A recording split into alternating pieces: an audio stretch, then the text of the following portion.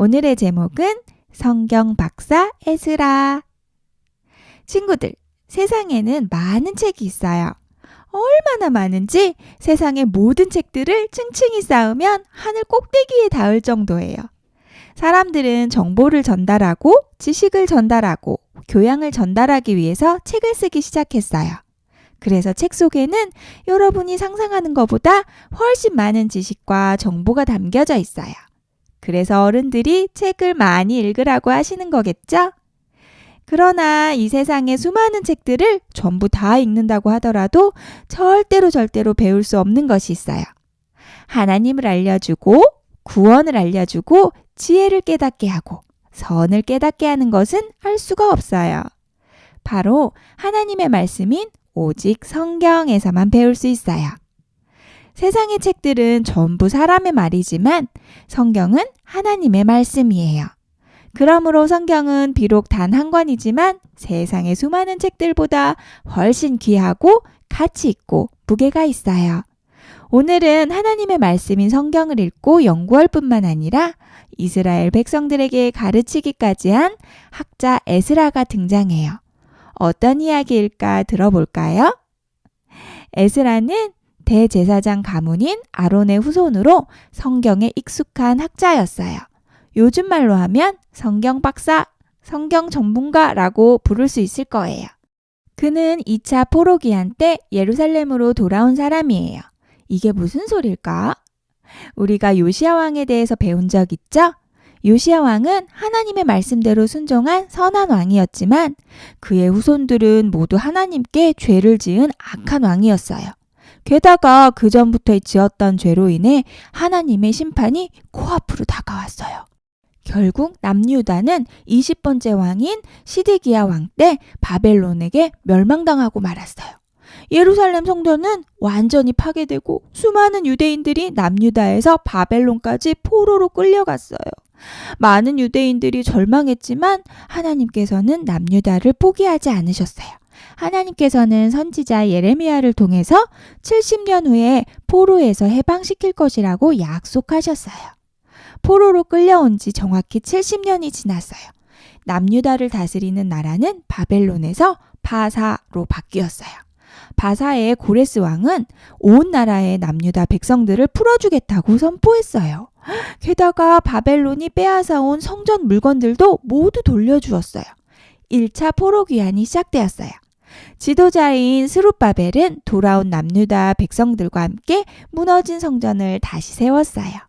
여기까지가 에스라 전에 일어났던 사건이에요. 그리고 무려 60년이나 되는 시간이 흐른 뒤에 2차 포로기한이 시작되었어요. 이를 허락한 바사의 아닥사스다 왕은 에스라에게 그곳에 도착하면 하나님의 율법을 아는 자를 법관과 재판관으로 삼아 백성을 재판하게 하고 율법을 모르는 사람에게는 가르치라고 명령했어요. 그뿐만 아니라 필요한 물건이며 사람까지 모두 가져가도 좋다고 허락해 주었어요. 이 모든 것이 다 하나님의 은혜였어요. 예루살렘에 도착한 에스라는 하나님의 말씀을 연구하고 순종하며 또 하나님의 말씀을 백성들에게 가르치기로 결심했어요. 왜냐하면 하나님의 말씀의 능력, 성경의 능력을 알았기 때문이에요. 에스라가 도착한 당시 남유다의 상황은 좋지 못했어요. 하나님의 은혜로 1차 포로기한이 시작되었고 무너진 성전도 다시 지었지만 사람들은 금방 하나님의 은혜를 잊어버렸어요. 그리고 또 다시 죄를 짓기 시작했어요. 하나님께서는 이방 여인들과의 결혼을 금하셨어요. 그러나 포로에서 풀려난 남유다 사람들은 이방 여인들과 결혼하기 시작했어요. 더불어 이방 여인들이 섬기는 우상도 같이 섬겼어요. 이 이야기를 들은 에스라는 속옷과 겉옷을 찢고 성전 앞에 엎드려 울면서 기도했어요. 하나님께서 우리에게 은혜를 주셔서 예루살렘에 돌아오게 해주셨건만 우리는 하나님의 말씀을 버리고 죄를 지었습니다. 우리가 감히 어찌 하나님 앞에 서겠습니까? 하나님의 말씀을 바탕으로 한 에스라의 기도 소리에 남유다 백성들은 통곡하면서 회개하기 시작했어요. 그리고 다시 하나님의 말씀을 듣고 그대로 순종하겠다고 에스라에게 고백했어요.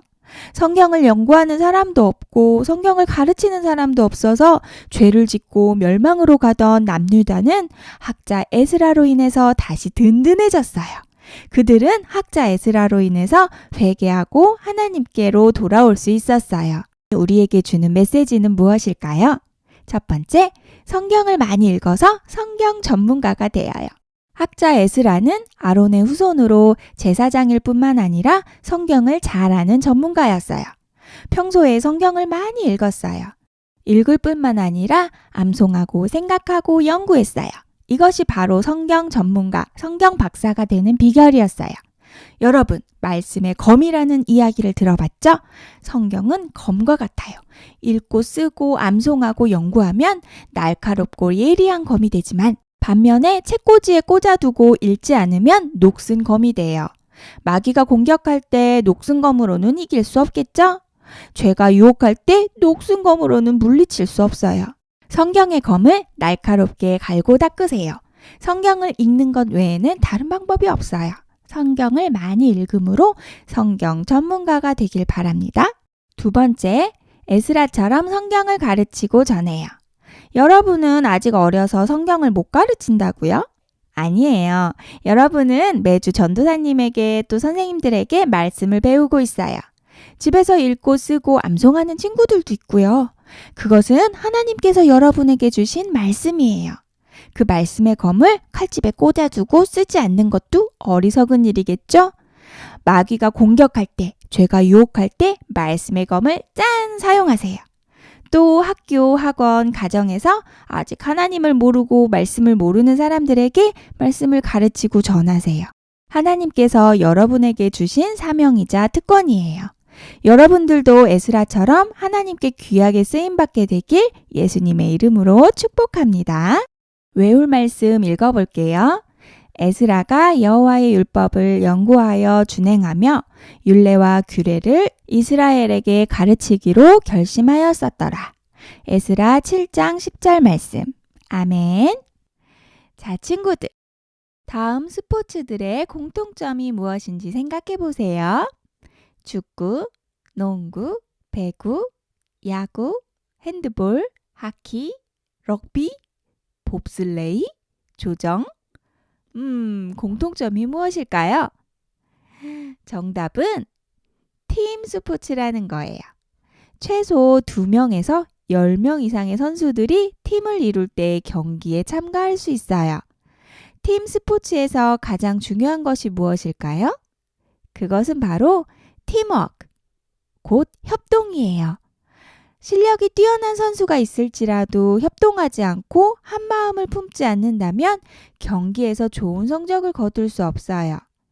협동하는 태도, 배려하는 마음은 인생을 살 때도 정말 중요해요. 공부를 잘하고 돈이 많고 외모가 아름답다 하더라도 협동하는 태도, 배려하는 마음이 없는 사람은 외로울 수밖에 없어요. 여러분은 어떤 사람인가요? 자신만을 자랑하고 자기 마음대로 행동하는 이기적인 사람인가요? 아니면 친구들과 협동하고 다른 사람을 배려하는 따뜻한 사람인가요? 정말 중요한 것은 하나님께서도 함께하는 것, 하나 되는 것을 아주 중요하게 생각하신다는 거예요. 오늘 말씀에는 이스라엘 자손들이 하나 되어 함께 하나님께 예배드리는 모습이 나와요. 어떤 이야기일까 들어볼까요? 느헤미야와 함께 이스라엘 자손들은 불과 52일 만에 예루살렘 성벽을 다시 지었어요. 하나님께서 느헤미야를 도우셨고 이스라엘 백성들에게 은혜를 주셨기 때문이었어요. 이제 예루살렘은 이방인들의 공격으로부터 안전해졌고 옛 모습을 회복하게 되었어요. 예루살렘의 겉모습은 이렇게 회복되었지만 아직도 회복되지 않은 것이 있었어요. 그것은 이스라엘 백성들의 마음, 이스라엘 백성들의 영적인 건강이었어요.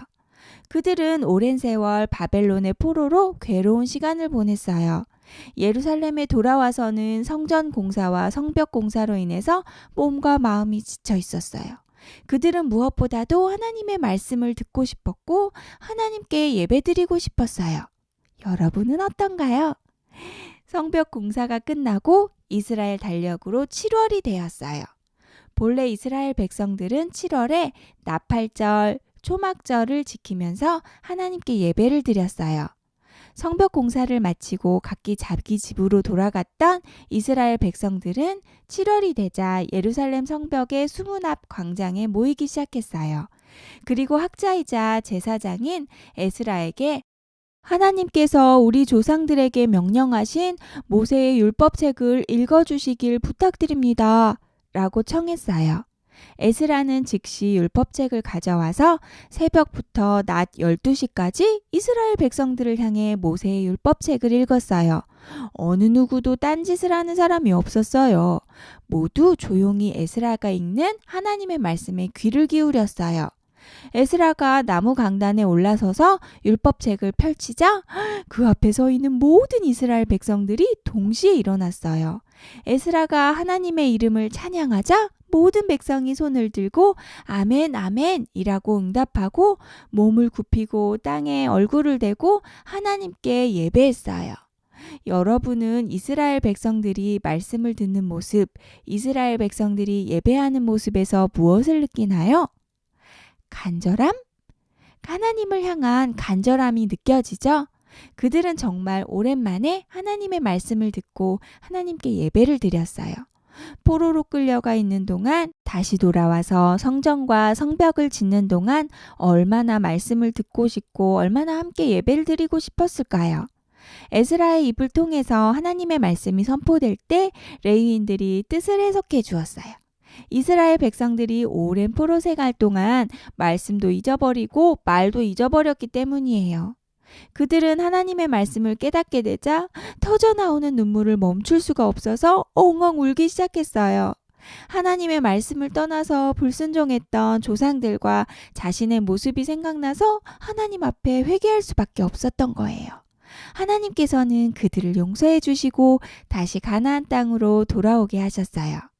그들에게 에스라와 레위인들이 이렇게 말해요. 오늘은 하나님의 거룩한 날이니 슬퍼하지 말고 울지 말라. 너희는 돌아가서 맛있는 음식을 먹되 형편이 어려워서 준비하지 못하는 자에게는 나누어 주라.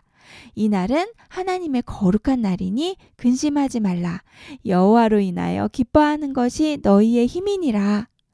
이스라엘 백성들은 말씀대로 돌아가서 먹고 마시고 나누어 주고 크게 즐거워했어요. 함께 하나님을 경배하고 나누면서 먹고 마실 때 하나님께서 주시는 기쁨이 흘러 넘쳤던 거예요. 오늘 말씀이 주는 메시지는 무엇일까요? 하나 되어 함께. 첫 번째, 말씀을 듣고 예배할 때 하나 될 수 있어요. 이스라엘 백성들은 하나님께 예배드릴 때 지쳤던 마음이 위로받고 회복되었어요. 그리고 하나님 말씀을 들을 때 눈물로 회개했고 하나님의 말씀을 깨달을 때 크게 즐거워했어요. 예배하고 하나님 말씀을 들은 모든 이스라엘 백성들은 온전히 하나가 되었어요. 교회는 하나님을 예배하고 하나님의 말씀을 들을 때 하나가 돼요. 가정도 하나가 되려면 가정 예배를 드리고 부모님이 말씀을 선포하면 돼요. 다른 방법, 다른 길은 없어요. 하나님의 백성들은 오직 예배와 말씀으로 변화되고 온전히 하나 될 수 있어요. 하나 되어 함께. 두 번째, 나누어 줘요. 이스라엘 백성들은 예배하고 말씀을 들을 때 받았던 기쁨과 은혜를 혼자서만 독차지하지 않고 다른 사람들과 나누었어요. 느헤미야와 에스라도 돌아가서 맛있는 음식을 먹되 준비하지 못하는 사람에게는 어떻게 하라고요? 네, 나누어 주라고 했어요. 하나 되는 비결은 다른 사람을 배려하는 마음, 협동하는 태도에서 있어요. 그리고 반드시 나눠주는 행동으로 나타나요. 어떤 사람이 입술로는 사랑해요 라고 말하면서 실제로는 도와주지 않는다면 그 사랑은 가짜일 거예요. 이제부터 집에서 부모님께 순종하고 부모님 말씀을 잘 섬기세요. 형제 자매가 있다면 나눠주고 배려해 보세요. 진정한 하나가 될 거예요. 마태복음 5장 9절을 보면 화평하게 하는 자는 복이 있나니 그들이 하나님의 아들이라 일컬음을 받을 것이미요 라고 했어요. 하나님의 자녀는 언제 어디서나 예배하고 말씀을 읽고 나눠줌으로 화평을 이루어요. 다투고 싸우는 곳에 들어가서도 하나 되게 만들어요. 이와 같은 축복이 여러분에게, 여러분의 가정에 임하기를 예수님의 이름으로 축복합니다.